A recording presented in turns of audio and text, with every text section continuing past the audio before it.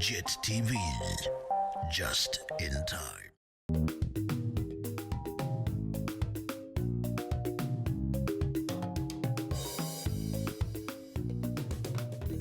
Sanmanan Babagele Makaya and a warm welcome to JIT-TV News, where we bring you nothing but politics, business, sports and entertainment all in one experience. Kamalamo andile kukulethu intombi yakwacindi umahlaba. Let us take a look at your headlines for today. South Africa grants Putin and BRICS leaders diplomatic immunity for summit. Zimbabwe announces new measures to aid ailing local currency. Shisham pours $500,000 on Batar Stadium refurbishment. Now, South Africa has issued blanket diplomatic immunity to all leaders attending an August summit, meaning Vladimir Putin might be able to travel to Johannesburg and not fear the country acting on an international criminal court warrant for his arrest. The court issued a warrant for Putin's arrest in March over the alleged forcible deportation of children from Ukraine to Russia. It is not clear yet if Putin would be willing to save South Africa from the diplomatic dilemma by not attending in person. The Kremlin said on Tuesday that Russia would take part, though at the proper level, and Foreign Minister Lavrov is already slated to attend the planning meeting that will be taking place this Thursday. Immunities are for the conference and not for specific individuals. They are meant to protect the conference and its attendees from the jurisdiction of the host country for the duration of the conference. These immunities do not override any warrant that may have been issued by any international tribunal against any attendee of the conference. Now, South Africa's central bank has warned to dire consequences should the country face censure due to its stance on Russia's invasion of Ukraine.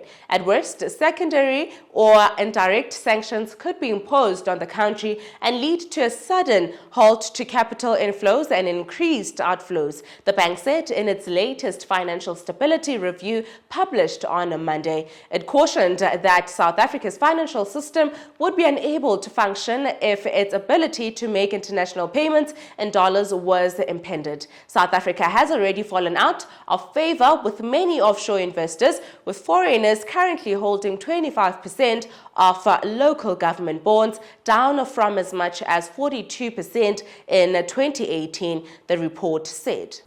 In the long run, I think the South African government is doing damage to its own sort of stability, credibility, transparency with its various moves on foreign policy issues. So regardless of who you trade with, you want to be presented, number one, have this image of, but also in action, be stable, be transparent, have predictable policy, predictable actions, regardless of who your trading partners happen to be.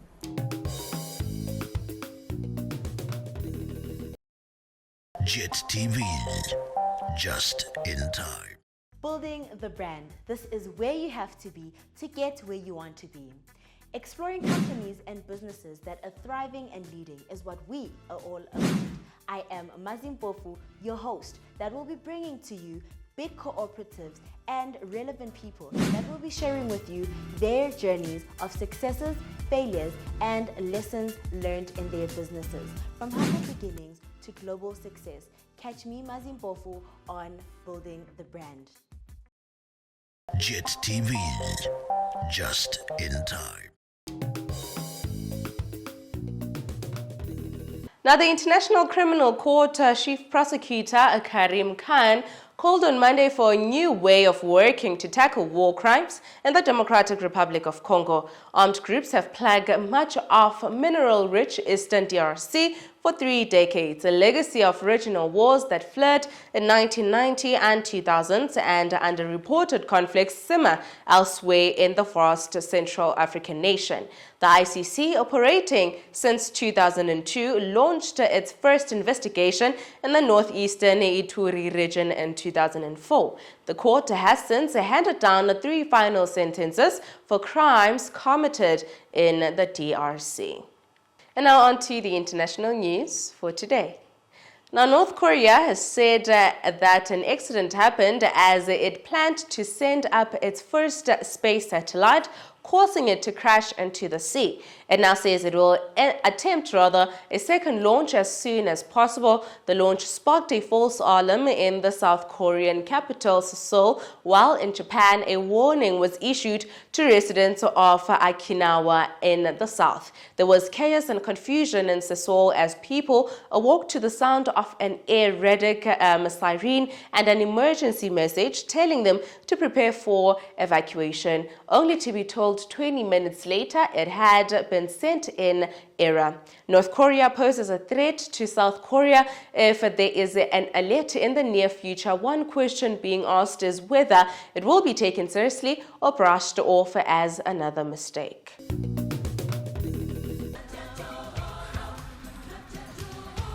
Now, the Gold Mafia documentary became televised on the Al Jazeera channel. Nonsensical documentary, a racist propaganda tool. They have a right to sell their gold anywhere. In fact, I encourage Mnangagwa bust the sanctions. Government of Zimbabwe is incurring no risk, but it receives the tax. Please wake up to the reality and the real scam that's taking place here. Nothing but the best interesting stories and the hottest ones on the alternative view.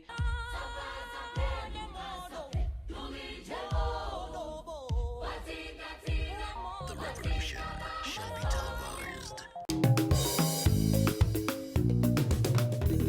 Take a look at your business side of news for today. Now, Zimbabwe's Treasury has announced measures to encourage the use of the local dollar as opposed to US dollar in a bid to boost the local unit and tame rising consumer inflation. The measures include a directive that all government departments collect fees in the local currency, the introduction of a 1% tax on all foreign payments, and that all customs duty be payable in local currency with the exception of designated or luxury goods and where an importer opts to pay in foreign currency. The Treasury will also assume all foreign currency debt from all the Reserve Bank of Zimbabwe, Finance Minister Mthuli Ncube said in a statement dated on the 29th of May. The Bulawayo City Council has prolonged the disruption of water supplies to the most city suburbs due to an electrical fault that happened at the Criterion Water Works. In a statement, the City Council said the Criterion Water Treatment Works suffered an electrical fault on one of its transformers, resulting in an electrical fault taking place, and this disrupted water supplies to suburbs supplied by the water works. Last week, the local authority issued a notice of interruption of supplies to facilitate the installation of new protection relays to protect the transformers of Ncema and Fennel pump stations, leaving most suburbs without any water. Residents are now scared they might contract cholera and their businesses might collapse due to unhygienic places.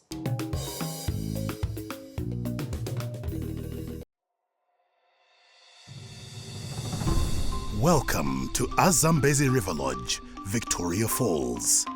Nestled on the banks of the mighty Zambezi River, right on the edge of the national park, Azambezi occupies the most unique and finest spot with the tranquility and seclusion every traveler seeks.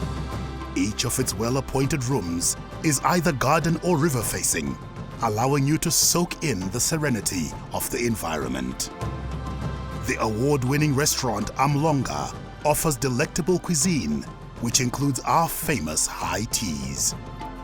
To explore Victoria Falls from this fine location, book any of our packages now. Azambezi River Lodge. Relax, refresh, replenish.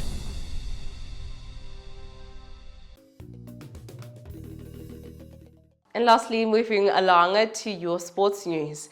Now, Casalaga Premier Soccer League side Shisham have parted with more than $500,000 in the rehabilitation of Bata Stadium, including erecting a water recycling plant at the venue. The Grey Root Club are pressing for the clearance of the facility to host premiership matches following a contentious ban by the PSL, which has since torched a storm. The PSL suspended the use of Bata Stadium for top-flight matches last week, despite the venue having been certified fit by the Grounds Inspection Authority, the ZIFA First Instance Board. That prompted Shisham to miss their home match against Caps United that was scheduled for Mandava last week, citing inconvenience and logistical issues. And that is all from me to you. A huge thank you for joining me today. As always, kindly please comment and follow us to all our social media platforms at Twitter, Facebook and Instagram, or rather go to our website at www.JIT-TVzw. Signing out, it is Andile Gugulethu Intombi yakwaCinti uMahlaba. Have yourselves an amazing day.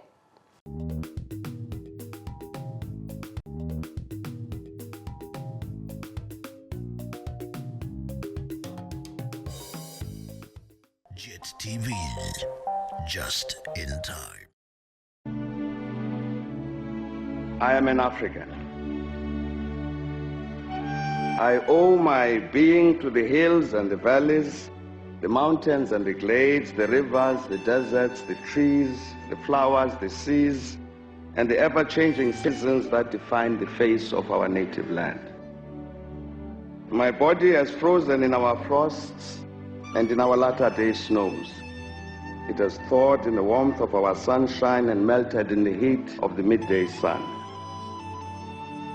The crack and the rumble of the summer thunders, lashed by startling lightning, have been a cause both of trembling and of hope. The fragrances of nature have been as pleasant to us as the sight of the wild blooms of the citizens of the veldt. The dramatic shapes of the Dragon's Back, the soil-colored waters of the Likwa, Iqeli, Notugek, and the sands of the Kalahari have all been panels of the set on the natural stage on which we act out the foolish deeds of the theater of the day. At times, and in fear, I have wondered whether I should concede equal citizenship of our country to the leopard and the lion, the elephant and the springbok, the hyena, the black mamba, and the pestilential mosquito. A human presence among all of these, a feature on the face of our native land just defined, I know that none dare challenge me when I say I am an African. JIT-TVzw, just in time.